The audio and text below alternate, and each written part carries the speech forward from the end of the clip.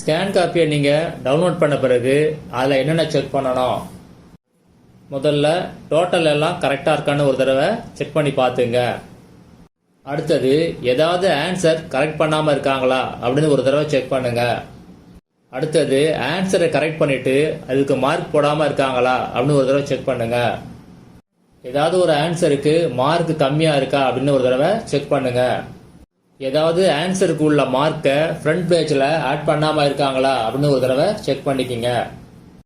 உங்கள் ஸ்கேன் காப்பியில் உள்ள மார்க்குக்கும் provisional mark ஷீட்டில் உள்ள மார்க்குக்கும் ஏதாவது டிஃப்ரென்ஸ் இருக்கா அப்படின்னு ஒரு தடவை செக் பண்ணிக்கிங்க. இப்போ சொன்ன பாயிண்ட்ஸில் ஏதாவது இருந்துச்சு அப்படின்னா நீங்கள் தாராளமாக ரீவேல்யூஷன் ரீடோட்டலிங் அப்ளை பண்ணலாம். இப்போ நீங்கள் ஸ்க்ரீனில் பார்க்குறது 10th ரீவேல்யூஷன் அப்ளிகேஷன் இயர் 2026. இந்த ரீவேல்யூஷன் ஃபார்ம் தமிழ்லையும் இருக்குது, இங்கிலீஷ்லையும் இருக்குது. நீங்கள் ஏதாவது ஒன்று நீங்கள் டவுன்லோட் பண்ணி பிரிண்ட் எடுத்து அதை ஃபில்அப் பண்ணி நீங்கள் சப்மிட் பண்ணலாம். இந்த ரீவேல்யூஷன் ஃபார்மை எப்படி ஃபில்அப் பண்ணுறது அப்படின்னு பார்க்கலாம். லெஃப்ட் சைடில் உங்கள் நேம் எழுதிக்கிங்க. ரைட் சைடு அந்த பிளாக்ல என்ன பண்ணுங்க அப்படின்னா உங்கள் எக்ஸாம் ரோல் நம்பரை எழுதிக்கிங்க. முதல் காலத்தில் என்னென்ன சப்ஜெக்ட்னு இருக்கும், ரெண்டாவது காலத்தில் சப்ஜெக்ட் கோடு இருக்கும், மூணாவது காலத்தில் உள்ள பாக்ஸில் நீங்கள் டிக் பண்ணிக்கணும். அதாவது எந்த சப்ஜெக்ட்டுக்கு நீங்கள் ரீவேல்யூஷன் அப்ளை பண்ண போறீங்களோ அந்த சப்ஜெக்ட்டுக்கு நேராக உள்ள பாக்ஸை நீங்கள் டிக் பண்ணிக்கணும். ரீவேல்யூஷனுக்கான அமௌண்ட் எவ்வளவு அப்படின்னா 505 ரூபாய் ஒரு சப்ஜெக்ட்டுக்கு. அதுக்கு அடுத்த உள்ள காலத்தில் எந்த ஆன்சருக்கு உங்களுக்கு மார்க் கம்மியாக போட்டிருக்காங்க அப்படின்னு நீங்கள் நினைக்கிறீங்களோ அந்த பேஜ் நம்பர், கொஸ்டின் நம்பர், அதுக்கான காரணம், இது மூணையும் அடுத்த காலத்தில் அந்த சப்ஜெக்ட் நேராக எழுதணும். கீழே டோட்டல் அமௌண்ட் போடுங்க. அதாவது நீங்கள் எத்தனை சப்ஜெக்ட்டுக்கு அப்ளை பண்ணுறீங்களோ அந்த டோட்டல் அமௌண்ட்டை இங்கே போடணும். அது கீழே உள்ள பாக்ஸில் எத்தனை சப்ஜெக்ட் நீங்கள் அப்ளை பண்ண போறீங்களோ அந்த சப்ஜெக்ட் நம்பர், டோட்டல் நம்பரை நீங்கள் எழுதணும். அடுத்தது 2 பாயிண்ட்ஸ் கொடுத்துருக்காங்க. என்ன பாயிண்ட்ஸ் அப்படின்னா ரீவேல்யூஷன் பண்ணுறதுக்கான விதிமுறைகள் அப்படின்னு சொல்லிட்டு 2 பாயிண்ட்ஸ் கொடுத்துருக்காங்க. முதல் பாயிண்ட்ஸ் என்ன சொல்லியிருக்காங்க அப்படின்னா இந்த ரீவேல்யூஷன் யார் பண்ணுவா அப்படின்னா 3 டீச்சர்ஸ் பண்ணுவாங்க. 3 பேருமே சீனியர் சப்ஜெக்ட் டீச்சர்ஸ். ரெண்டாவது பாயிண்ட் என்ன சொல்லியிருக்காங்க அப்படின்னா ரீவேல்யூஷன் பண்ண பிறகு மார்க் அதிகமானாலும் சரி கம்மியானாலும் சரி ரீவேல்யூஷன் பண்ண பிறகு என்ன மார்க் வருதோ அதுதான் ஃபைனல் மார்க் அப்படின்னு சொல்லியிருக்காங்க. அடுத்தது உறுதிமொழி இருக்கு. அங்க நீங்க சைன் பண்ணணும், இல்லைன்னா உங்க பேரண்ட் சைன் பண்ணணும். அது கீழே நோட்ஸ்னு சில பாயிண்ட்ஸ் கொடுத்துருக்காங்க. என்ன கொடுத்துருக்காங்க அப்படின்னா இந்த ரீவேல்யூஷன் அப்ளிகேஷனை என்னைக்கு சப்மிட் பண்ணணும் அப்படின்னா 17/6/2026 முதல் 23/6/2026 வரை நீங்க சப்மிட் பண்ணணும். அதுவும் காலை 11 மணி முதல் மாலை 5 மணி வரை அப்படின்னு சொல்லியிருக்காங்க. எங்க சப்மிட் பண்ணணும் அப்படின்னா உங்க மாவட்டத்தில் உள்ள மாவட்ட அரசு தேர்வுகள் உதவி இயக்குனர் ஆபீஸ், அங்க நீங்க சப்மிட் பண்ணணும். இல்லனா முதன்மை கல்வி அலுவலர் ஆபீஸ் யாராரு அப்படின்னா செங்கல்பட்டு, திருப்பத்தூர், ராணிப்பேட்டை, மயிலாடுதுறை, தென்காசி, கள்ளக்குறிச்சி இங்க உள்ளவங்களாம் எங்க பண்ணணும் அப்படின்னா முதன்மை கல்வி அலுவலர் ஆபீஸ். இந்த ரீவேல்யூஷனோட அப்ளிகேஷனோட லிங்கை வீடியோ டிஸ்கிரிப்ஷன்ல கொடுத்துருக்கேன்.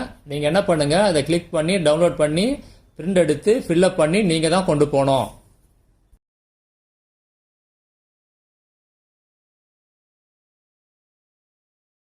இப்போ நீங்க ஸ்கிரீன்ல பாக்குறது 10th ரீடோட்டலிங் அப்ளிகேஷன் ஃபார்ம். இது 2026க்கானது.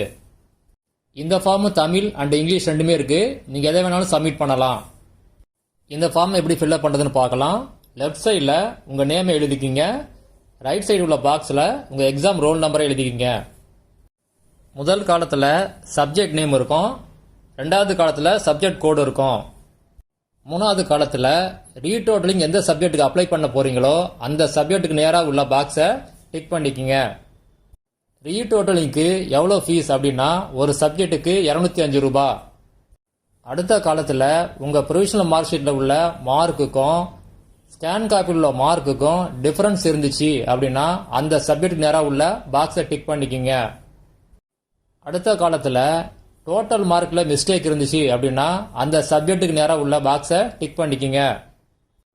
அடுத்த காலத்தில் ஏதாவது ஆன்சரை கரெக்ட் பண்ணாமல் இருந்தாங்க அப்படின்னா இல்லைன்னா கரெக்ட் பண்ணிட்டு மார்க் போடாமல் இருந்தாங்க அப்படின்னா, இல்லை மார்க் கொடுத்துட்டு அதை ஃப்ரண்ட் பேஜில் ஆட் பண்ணாமல் இருந்தாங்க அப்படின்னா, அந்த சப்ஜெக்ட்டுக்கு நேராக உள்ள பாக்ஸில் அடுத்த காலத்தில் நீங்கள் டிக் பண்ணிக்கிங்க.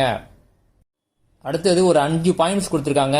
என்ன 5 பாயிண்ட்ஸ் அப்படின்னா, ரீடோட்டலிங் எப்போ அப்ளை பண்ணணும் அப்படின்னு சொல்லி ஒரு 5 பாயிண்ட்ஸ் கொடுத்துருக்காங்க. முதல் பாயிண்ட்ஸ் என்ன சொல்லியிருக்காங்க அப்படின்னா, டோட்டலில் மிஸ்டேக் இருந்துச்சு அப்படின்னா நீங்கள் ரீடோட்டலிங் அப்ளை பண்ணணும். ரெண்டாவது பாயிண்ட் என்ன சொல்லியிருக்காங்க அப்படின்னா, ஆன்சரை கரெக்ட் பண்ணியிருக்காங்க ஆனால் மார்க் கொடுக்கல அப்படின்னா நீங்கள் ரீடோட்டலிங் அப்ளை பண்ணணும். மூணாவது பாயிண்ட் என்ன சொல்லியிருக்காங்க அப்படின்னா, மார்க் கொடுத்துருக்காங்க ஆனால் அது ஃப்ரண்ட் பேஜில் கொண்டு வரல அப்படின்னா நீங்கள் ரீடோட்டலிங் அப்ளை பண்ணணும். நாலாவது பாயிண்ட் ரொம்ப ரொம்ப இம்பார்ட்டன்ட் பாயிண்ட் என்னன்னா, ஆன்சரை கரெக்ட் பண்ணவே இல்லை அப்படின்னா நீங்கள் ரீவேல்யூஷன் போகக்கூடாது, ரீடோட்டலிங் தான் போகணும். அஞ்சாவது பாயிண்ட் என்ன சொல்லியிருக்காங்க அப்படின்னா, மார்க்கில் டிஃபரன்ஸ் இருந்துச்சு, அதாவது ப்ரொவிஷனல் மார்க் ஷீட்டில் உள்ள மார்க்குக்கும் ஸ்கேன் காப்பியில் உள்ள மார்க்குக்கும் டிஃபரன்ஸ் இருந்துச்சு அப்படின்னா நீங்கள் ரீடோட்டலிங் போகணும். அடுத்தது உறுதிமொழியில் நீங்கள் சைன் பண்ணணும், இல்லைன்னா உங்கள் பேரண்ட்ஸ் சைன் பண்ணணும். அடுத்தது நோட்ஸ்னு சொல்லி சில பாயிண்ட்ஸ் கொடுத்துருக்காங்க. என்ன பாயிண்ட்ஸ்னு பார்க்கலாம். இந்த ரீடோட்டலிங் அப்ளிகேஷனை என்னைக்கு சப்மிட் பண்ணணும் அப்படின்னா, 17/6/2026 முதல் 23/6/2026 நீங்கள் சப்மிட் பண்ணணும். காலையில் 11 மணிலேருந்து ஈவினிங் 5 மணிக்குள்ளே நீங்கள் சப்மிட் பண்ணணும். எங்கே சப்மிட் பண்ணணும் அப்படின்னா, உங்கள் மாவட்டத்தில் உள்ள மாவட்ட அரசு தேர்வுகள் உதவி இயக்குனர் ஆஃபீஸ் இங்கே தான் சப்மிட் பண்ணணும். செங்கல்பட்டு, திருப்பத்தூர், ராணிப்பேட்டை, மயிலாடுதுறை, தென்காசி, கள்ளக்குறிச்சி இங்கே உள்ளவங்க எங்கே சப்மிட் பண்ணணும் அப்படின்னா, முதன்மை கல்வி அலுவலர் ஆஃபீஸ் அங்கே சப்மிட் பண்ணணும். இந்த அப்ளிகேஷனோட லிங்கை வீடியோ டிஸ்கிரிப்ஷனில் கொடுத்துருக்கேன். நீங்கள் கிளிக் பண்ணி டவுன்லோட் பண்ணி பிரிண்ட் எடுத்து நீங்கள் ஃபில்அப் பண்ணி நீங்கள் தான் கொண்டு போகணும். மறக்காம ஃபீஸ் கொண்டு போங்க. ஃபீஸ் கேஷாக தான் பே பண்ண முடியும்.